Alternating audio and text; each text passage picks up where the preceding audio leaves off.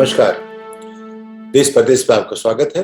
सतीश झा इस बार देश से। निर्मला सीतारमण अमेरिका आई हैं। ये G20 की बैठक है और साथ में विश्व बैंक और अंतर्राष्ट्रीय मॉनेटरी फंड की जो सालाना बैठक होती है उसमें हिस्सा लेने के लिए आई हैं।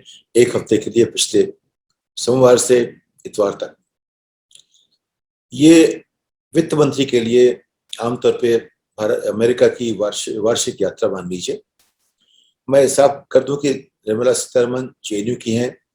हमारे आसपास ही पढ़ा करती थी। उनके पति हमारे दोस्त भी थे और उन्होंने काफी अच्छा काम किया था BJP स्पोक्स पर्सन के नाते, जिस तरह से मैं बहुत प्रभावित था।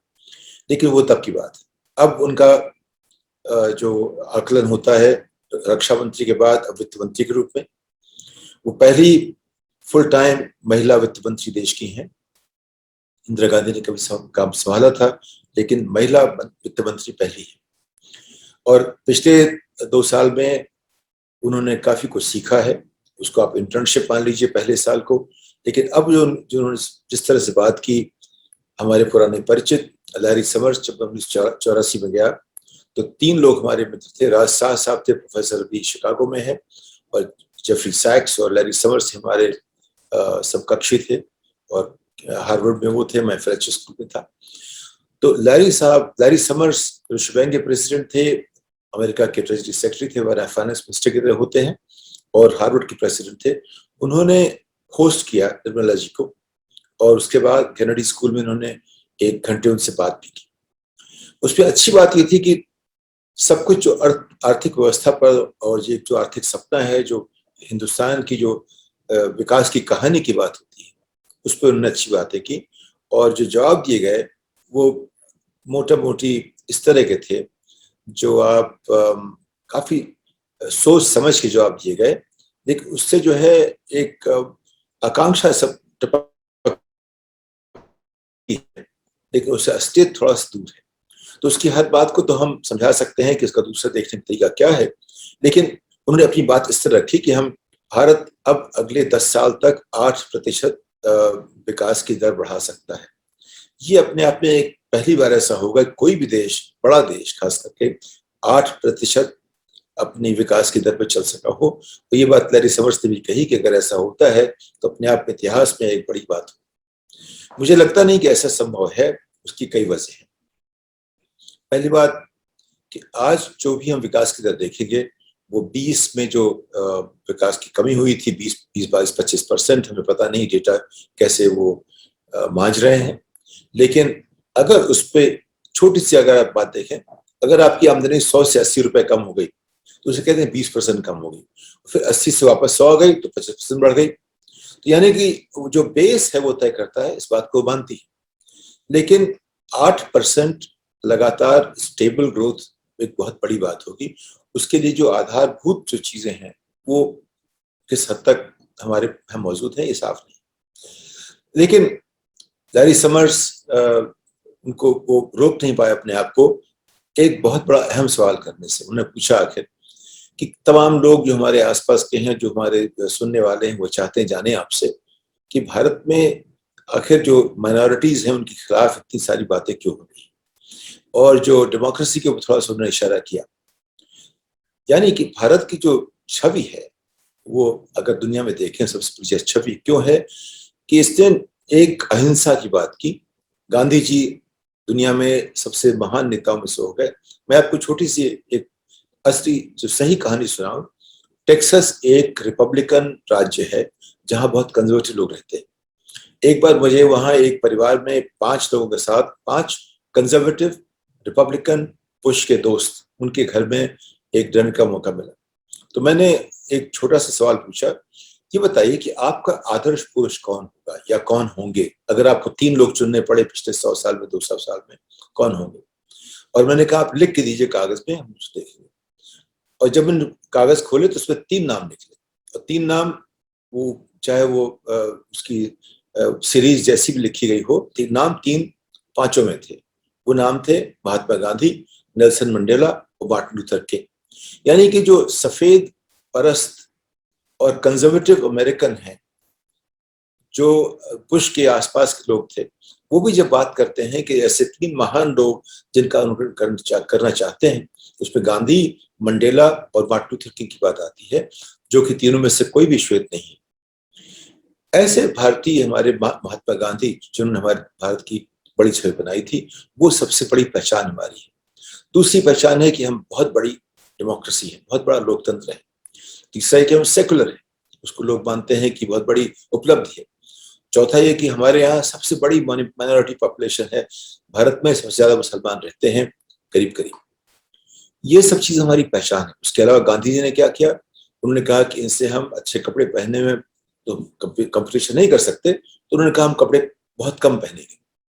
तो यानी कि आपकी पहचान और आपकी प्रतिष्ठा और आपका आदर इसलिए नहीं होता कि आप औरों की तरह दिखना चाहते हैं, इसलिए कि आप जो हैं उसमें आपको आपको गौरव महसूस होता है। तो जब हम भारत की बात करते हैं, अगर भारत की संस्कृति की बात करें, भारत के लोकतंत्र की बात करें, भारत के जब सबसे बड़े जन महात्मा गांधी की बात करें, और इस पर बात करें कि हम कैसे गरीबी कम कर रहे हैं, कैसे शिक्षा अच्छी कर रहे हैं, कैसे आगे बढ़ रहे हैं, तो लोग हमारे ज्यादा सम्मान करेंगे।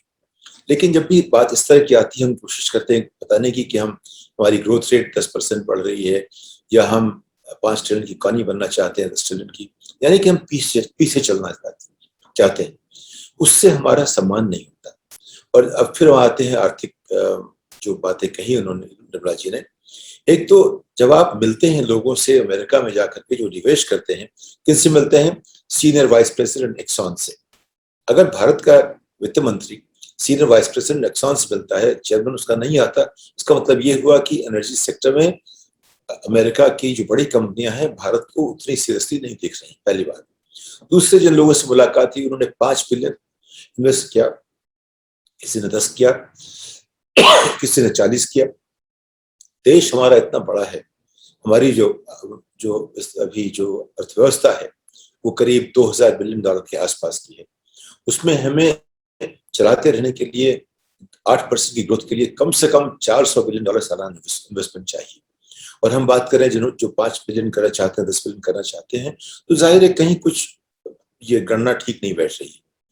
और अगर आप देखें, अमेरिका अभी कोशिश कर रहा है, बाइडेन अमेरिका कोशिश कर रहे हैं कि 3500 बिलियन डॉलर खाली इंफ्रास्ट्रक्चर में लगाया जाए। वो भारत की राष्ट्रीय आमदनी का करीब 1.5 गुना है, उतना वो खर्च करना चाहते हैं एक ऐसे देश में जहां की आबादी भारत की 1/4 है। यानी 1/4 जो जहां आबादी है, वो देश भारत की राष्ट्रीय आमदनी का दूना खर्च करना चाहता है इंफ्रास्ट्रक्चर में। यानी इंफ्रास्ट्रक्चर इतनी बड़ी हमारी है, तो हमें कितना खर्च करना चाहिए उस हिसाब से देखें तो करीब मान लीजिए 15-16 बिलियन डॉलर, ट्रिलियन डॉलर करना चाहिए। वो हमारी क्षमता नहीं है, तो हम कैसे उसको ठीक करेंगे, कैसे सुधारेंगे?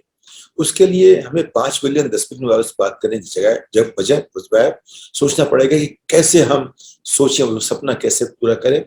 उसके लिए हमें शिक्षा चाहिए, उसके लिए हमें जो एक ढांचा चाहिए जिससे कि हम आगे देख सके, सोच सके।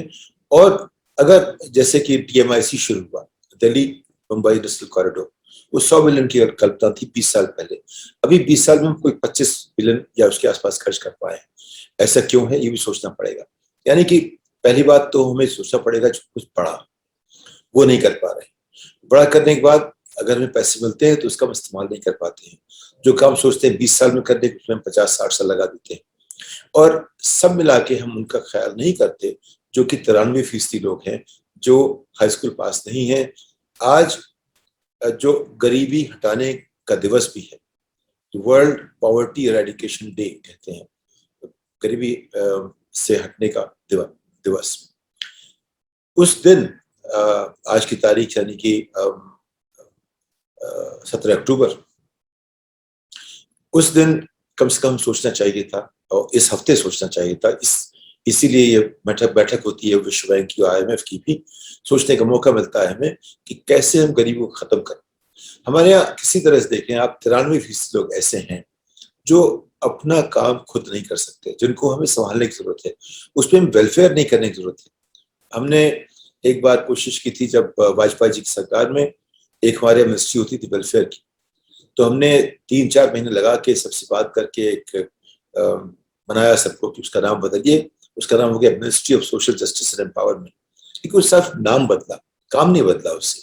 लेकिन अगर हमें देश को जो भारत की जो प्रतिष्ठा है उस तक पहुंचाना है, उसके लिए हमें सोचना पड़ेगा भारत क्या है, भारत की पहचान क्या है, भारतीय लोग क्या कर सकते हैं। और हमारी जो क्षमताएं वही हैं जो किसी और की हैं, हमारी क्षमताएं वही हैं जो किसी अमेरिकन की हैं। जो सिर्फ बचा हुआ है वो ये कि हमारा जो ढांचा है अर्थव्यवस्था का, जो हमारी जो जो मूलभूत जो इसके जो पैमाने हैं, और शिक्षा, अगर तीन चीजें ठीक नहीं होती तो फिर हम कितना भी कोशिश करें, कितना भी हम लोग इसके हम बहुत बड़े हैं, लोग बड़ा उसको मानेंगे नहीं। लेकिन अच्छी बात यह है कि देवेगौड़ा जी ने बहुत प्रेम से वहां बात की, वैसा ही सबसे बात करनी चाहिए देश में भी। जिस तरह से उन्होंने सोच सोच के कायदे से बातें अपनी कही, जब भारत में बोलती हैं तो लगता है बहुत नाराज सबसे। उनको नाराज होने की जरूरत नहीं है, उस पर सोचने की जरूरत है, सबके सामने अपनी बात इस तरह रखने की जरूरत है उससे बात हो सके। अब उन्होंने अमर्त्य सेन के बारे में फिर भी एक बात बहुत यही ऐसी कही जिससे हमें थोड़ा ताज्जुब हुआ। उन्होंने कहा कि अमर्त्य सेन अपने परसेप्शन में रहते हैं, उनका वो अगर देखें देश में आकर के तो उनको पता लगेगा कि जितनी गड़बड़ियां हैं वो सिर्फ उन राज्यों में है जहां प्रधानमंत्री की विरोधी पार्टियां हैं। अब आप जानते हैं कि ऐसा ये सही नहीं है, लेकिन उन्होंने ये जोर से बात ये कही, बड़े सोच समझ के कही कि जितनी परेशानियां देश में है पिछले 7.5 साल में, उन्हीं राज्यों में है जहां प्रधानमंत्री की पार्टी अभी शासन में नहीं है। ये बिल्कुल सच नहीं है, आप जानते हैं, हम भी जानते हैं, लेकिन उन्होंने ऐसा कहा। तो वो कहती हैं कि अमर्त्य सेन को आना चाहिए देखने के लिए कि देश में किस राज्य में कैसा हो रहा है, उनको तथ्य ढूंढने चाहिए और तथ्य के आधार पर बात करनी चाहिए। लेकिन सच ये है कि जो भी उन्होंने किस तरह से उसको ढांकने की कोशिश की, उससे कोई भी गलतफहमी नहीं पड़ेगा। सब जानते हैं कि पिछले 7.5 साल में कई सवाल खड़े हुए हैं। ये सवाल अगर खड़े हुए हैं तो कोई तो वजह होगी, वो वजह उनको ढूंढनी चाहिए कि ऐसा क्यों हो रहा है। विपक्षी इतने मजबूत नहीं हैं और इतने कारगर नहीं है अपनी बात कहने में जितने हमारे प्रधानमंत्री हैं। तो प्रधानमंत्री फिर क्यों इस बात में कारगर नहीं हो पाते कहने में कि हम वाकई एक डेमोक्रेसी है, हमारे यहाँ माइनॉरिटीज के साथ कोई भी गलती नहीं हो रही, क्योंकि आखिर तथ्य तो कहते हैं उसका ठीक उल्टा। उन्होंने ये भी जिक्र किया कि अभी जो हमारे गृह राज्य मंत्री के पुत्र के साथ उन्होंने कहा कि उसमें जांच होगी, उनको वीडियो नहीं दिखता है, वो नहीं कह सकती, क्योंकि अब ये देखा आपने वरुण गांधी ने कहा कि ये गलत बात है, कुछ करना चाहिए, तो उनको ड्रॉप कर दिया गया नेशनल एग्जीक्यूटिव से। तो यानी बीजेपी पार्टी के तौर पे इसको मानने को तैयार नहीं है कि जो हुआ लखीमपुर खीरी में वो गलत हुआ, जबकि वो बहुत बड़ी वारदात है। वो जो ये कहिए कि सत्ता का जो एक नंगा नाच है उस तरह से हुआ पर हुआ लखीमपुर खीरी में। लेकिन उसकी उन्होंने जो चर्चा की जाकर के बाहर, उसमें कहने की कोशिश की कि वहां जो हुआ एक हादसा हुआ उसकी जांच होगी। उन्होंने ये नहीं कहा कि हमारे जो भी हो गया वो गलत हुआ, और जो साफ दिख रहा है वीडियो में उसको देखने के लिए तैयार नहीं है। यानी उनकी सारी जिम्मेदारी ये है कि सरकार की बात करें, सरकार की रक्षा करें, उनसे हम और कोई उम्मीद नहीं करते हैं। लेकिन वो बाहर जाकर के सिर्फ अपनी पार्टी की नेता होकर नहीं जाती, वो बाहर जाकर के भारत का नेतृत्व करती है। भारत के नाम पे जो चीजें हैं आज की तारीख में 7.5 साल में जो है, पहले मनमोहन सिंह जब प्रधानमंत्री थे उनको मैं मानता हूं कि वो अपॉइंटेड प्राइम मिनिस्टर थे। प्राइम मिनिस्टर असली वही होता है जो कि चुनाव लड़के बने। मनमोहन सिंह कभी चुनाव लड़के नहीं बन सकते थे, लेकिन वो कांग्रेस पार्टी को बनाया था। तो कांग्रेस के जो प्रधानमंत्री थे उनके जमाने भारत की प्रतिष्ठा ऐसी थी, लोग कहते थे कि भारत एक ऐसा देश है जहां का प्रधानमंत्री सबसे पढ़ा लिखा आदमी है, नंबर 1। नंबर 2, ऐसा देश है जहां ग्रोथ पाथ जो है पिछले 10 साल में 7-8 साल में ऐसा रहा है जो सबके लिए एक अनुकरणीय पाथ रहा है, रास्ता रहा है। तीसरा, कई चीजें, कई स्कीमें ऐसे लागू की गई जिनसे कि गरीबों का कुछ ना कुछ फायदा हो, वो लोग कुछ ना कुछ तरक्की कर सकें, ऐसी चीजें सोच के बनाई गई। अभी तक पिछले 7.5 साल में ऐसा कुछ नहीं हुआ। अगर आप 7.5 साल का रिकॉर्ड देखें मनमोहन सिंह की सरकार का और ये अभी नरेंद्र भाई की सरकार का, तो उसमें बहुत गैप्स है। वो सिर्फ कोरोना के नाम पर नहीं, उसकी वजह यह है कि जिस तरह सोचा गया है, जिस तरह से हमारे बजट बने हैं, जिस तरह से हम लोगों ने कोशिश की है, नरेंद्र जी की सरकार ने, मोदी जी की सरकार ने समझने की, और जो जो बहुत बड़े जो उन्होंने उसको वाटरशेड कहिए, जो हमेशा माने जाएंगे, जो डीमोनेटाइजेशन हो चाहे वो जीएसटी हो, उसको लेकर के जो मुश्किलें हुई, उन सबको देखा जाए तो भारत की अर्थव्यवस्था उस पिछले 7.5 साल जो कंपेरेबल 7.5 साल मनमोहन सिंह जी कर रहे हैं उसके मुकाबले काफी कमजोर हो गई है। निर्मला जी ने जिस तरह से बात कही, स्टाइल बहुत अच्छी लगी, लेकिन कंटेंट में थोड़ा गड़बड़ है, थोड़ा कमजोरी है। वो कैसे पूरा होगा उसके लिए उनको सोचना पड़ेगा कि सिर्फ कवर पेज बनाने से किताब नहीं लिखी जाती, किताब के पन्ने उनको फिर से दोबारा लिखने पड़ेंगे ठीक से। इस बात के साथ आपसे इजाजत देता हूँ, अगली पायदान तक, नमस्कार।